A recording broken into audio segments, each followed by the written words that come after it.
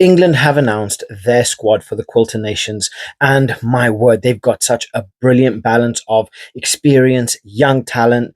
They've got a very young back line, but there's one player in particular that I wasn't necessarily surprised to see here, but I wasn't expecting him here this soon. So please like, subscribe, let me know what your thoughts are in the comment section below, and let's get into it.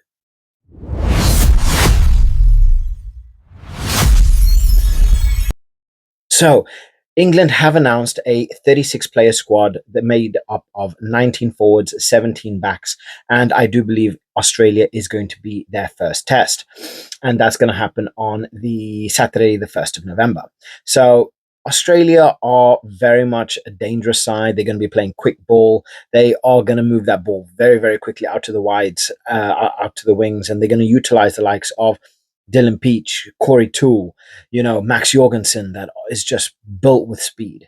So they're going to have a lot to work on, and they're going to have a lot to be worried about. But looking at the squad, it's actually really, really good. I mean, when we look at the forwards, I mean, we take a look here from Finn Baxter, Ollie Chesham, Alex Coles. Alex Coles has been playing ridiculously well. He's been such a shining light for the Saints. But then again, the same thing, Ollie Chesham. I call this guy a walking fridge. He is just dense. He is so hard to take down. He's just, you know, how can you take down this monster? So there's definitely going to be a big fight at number 5 because we know Alex Coles has been in superb form. Chesham is just an elite player. Maro Itoje, captain, we are definitely going to end up seeing him at that number 4. He's going to be starting at that number 4. So it's really going to come down to who's going to start at number 5. There's a lot of options here, but personally, I do feel Alex Coles has a good shout. But honestly, I do think in terms of experience, in terms of what he brings, Ollie Chesham will probably end up starting alongside Maro Itoje, and then have Alex Coles more than likely on the bench to fill in if needed. Lots of experience when it comes down to Luke Cowan-Dickey, Tom Curry, Ben Earl, big names here. Ellis Genge. I think Ellis Genge has pretty much solidified his position as, the quite possibly the best one, or at least one of the best Lucy's in world rugby. Probably just behind. I mean, after the Lions tour, I'd probably say he's taken position over Andrew Porter, and he probably sit just behind Oxenche as the second best Lucy in world rugby. But I mean, you look at someone like Chandler Cunningham South. He's got 17 caps at 22 years old.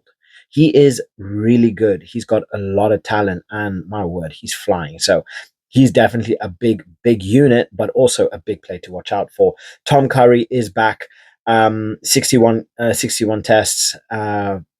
His brother is still out injured. Obviously, it does seem like he is back in time, but there's a lot of talent here. Like, a lot of talent. You're seeing Jack Kenningham at the age of 25 potentially getting himself his first cap for England. I think he will probably end up getting it somewhere along the line, maybe just like 10, 15 minutes here or there. But Jack Kenningham, be lovely to see him get a cap. Asher Poker for Joe, Guy Pepper, these two are elite young players that I really do feel it's only a matter of time before they really break in. Because if we take in consideration like youth, right? Henry Pollock, he is here with one cap, 20 years old. His breakout season was last year with the Saints, ended up getting his first call up for England, and then he ended up getting called up for to be a Lion. So, he's just had a whirlwind of a season. And then we look at the last weekend, this weekend just gone with the Saints, where he ended up playing 8. He was so good. He was so strong, so physical. He was agile. He was getting to the ball. He had some clean breakaways, very athletic, keeping the ball in play. So imagine you have someone like Henry Pollock at 8, and then you have someone like Guy Pepper at 7. I kind of like the idea of that, because Guy Pepper and Henry Pollock, they have like a relatively similar style of play, and they got that high burst energy that they can really make use of. So having someone like Henry Pollock filling in at, potentially earning himself as starting at 8 within the next couple of years, then having Guy Pepper at 7, I think they pretty close in age, 20 and 22 years old. Then you have even Sam Underhill is still 29 years old, so there's still a lot of depth there. You know, even if Henry Park doesn't necessarily make a starting, starting position, they still have a player like him that can fill in, around the board. But Ben Earl, 27 years old, he's already got 42 caps to his name, right? So Ben Earl's still going to be around. So he's definitely going to have a lot of, he's going to have a lot to work with, and he's going to have a lot to compete with. But honestly, yeah, it's just going to be it's going to be good. It is just going to be good. I cannot wait for this. This is going to be absolutely phenomenal. So that's the forwards. In terms of the backs, it's a very, very young set of backs. I mean, we look at Arundel, very rapid, 22 years old, 10 caps to his name. The guy, he is an absolute pocket rocket. But the big man, Noah Calouri, oh, this guy, he is going to be good. This kid is going to be scary. Watch him play in the Prem this year. It's refreshing to see such a young player. He's so big, so lanky, good in the air. He has a real presence about him. He's rapid as well.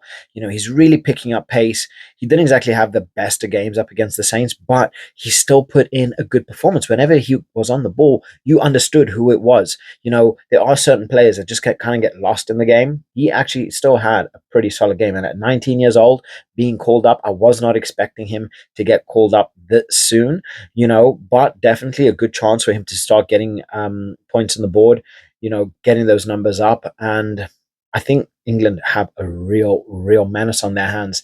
And I think they have a real talent here that if he continues the way I can potentially see him, I think we could potentially have another Louis BLBRA.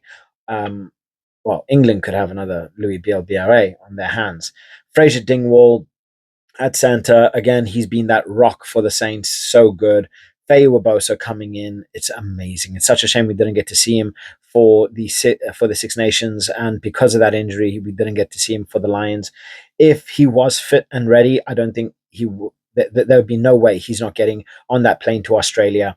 But Faye Wabosa is definitely going to be having a lot of competition because he's going to be fighting Tommy Freeman for those spots. Tommy Freeman can pretty much play around the back three, and Tommy Freeman, in my opinion, is the best winger in English rugby and one of the best wingers in world rugby. So Faye Bosa is really going to have to step up his game if he wants to take that position away from Tommy Freeman, because there's going to be a lot to fight for. A lot to fight for, unless Faye Boso goes to 11, where you'll probably have a little bit more leeway. But still, that there is a lot of talent here. I mean, we have Caden Murley as well. Caden Murley is rapid. He is so rapid. I mean, Henry Slade can play. He's pretty versatile. Freddie Stewart, very versatile. Tom Roebuck, versatile. You got to think all of these players are relatively young. I mean, Tom Roebuck's 24, Caden Murley 26, Freddie Stewart, and Freddie Stewart has been playing really well. More than likely, I can definitely see him starting. I can definitely see him starting at 15. Having Freddie Stewart, the guy, he's just been playing so well, and he's a big guy. He's a big guy, putting in some serious performances. And yeah, obviously his tackling is still something to be desired, but still, nonetheless, I think Freddie Stewart is definitely going to be one of the long term, one if not the long term replacement at 15. We do have, England does have the likes of Max Ajomo at centre, but Ollie Lawrence is the big name, 26 years old, 35 caps. I think England without Ollie Lawrence is a very weakened England side. Ollie Lawrence is an absolute tank. He's so good with the ball. His passing is on point. I think he is such a crucial element in the way England play, whether he's playing at 12, whether he's playing at 13. Yeah, he's really got he's got a lot of talent, a lot of talent. So whether we might even see someone like Max Ajomo partnering with Ali Lawrence, I would like to see that.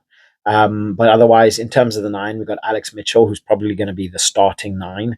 We do have They do have Ben Spencer, who he obviously is older and doesn't have as much experience internationally as Alex Mitchell does. But personally, I think Alex Mitchell just kind of takes the cake, and he's more than likely going to end up being the starting nine. Where there's going to be a lot of fight is going to be at 10, because Finn Smith has been playing well, especially at club level. He has been really playing well.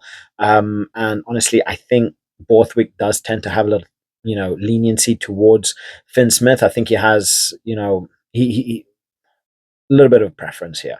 So I think Finn Smith will end up partnering Alex Mitchell. They do have that Saints vibe, and I think when England starts incorporating a lot of Saints players along those back row, we could definitely see a very very strong England side. And that's not just me being biased. We take a look. We have Alex Mitchell, Finn Smith, brilliant partnership, which we've seen time and time again, and I think they are going to be playing brilliantly and a lot together. So you have them, and then you have someone like Tommy Freeman at 14. You have someone like Fraser Dingwall, who's been playing really well at 12. Maybe bring in someone like Ollie Lawrence out there. I think that would be really really good as well.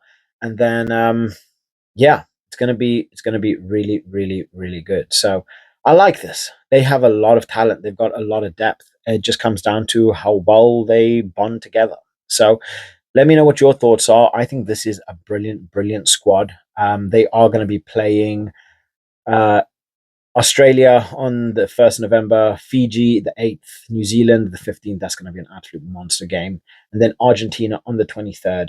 So drop your thoughts in the comment section below. Let me know what you guys think and what your score predictions for England versus Australia and what is your starting 23. Drop your thoughts in the comment section below, and I'll catch you guys later. Bye.